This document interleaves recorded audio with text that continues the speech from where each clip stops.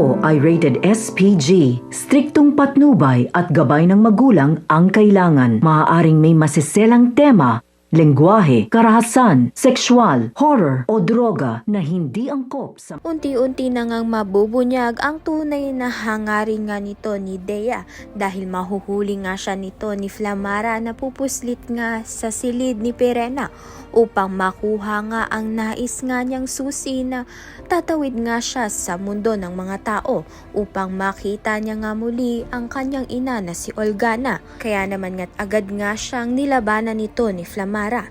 Samantalang ipinaghahanap pa rin ni Perena ang nawawalang si Tera dahil dito hindi matutuloy ang ensayo ng mga sangre.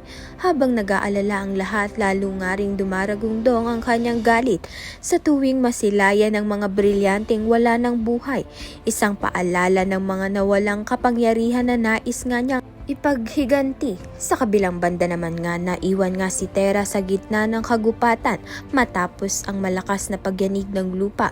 Sa hindi inaasahang pagkakataon, nakatagpo niya ang kalaban, si Mitena.